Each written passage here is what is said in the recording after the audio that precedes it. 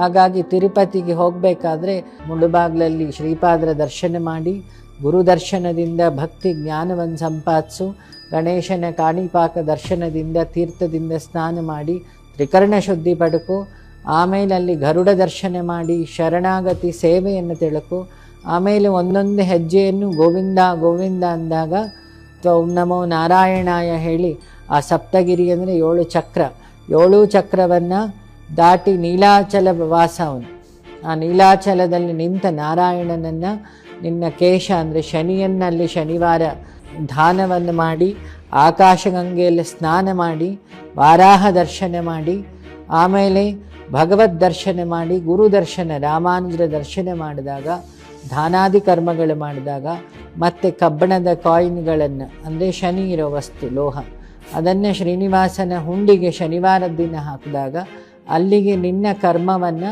ಶನೀಶ್ವರ ಕ್ಷಮಿಸ್ತಾನೆ. ಯಾಕೆ ಕರ್ಮಾಧ್ಯಕ್ಷ ನಾರಾಯಣ, ಅವನಲ್ಲಿ ಈಶ್ವರ ತತ್ವದಿಂದಿದ್ದಾಗ ನಿಮ್ಮ ದೋಷವನ್ನು ಕಳೀತಾನೆ ಅನ್ನೋದು ಇದರ ಹಿಂದಿನ ದೊಡ್ಡ ನಂಬಿಕೆ.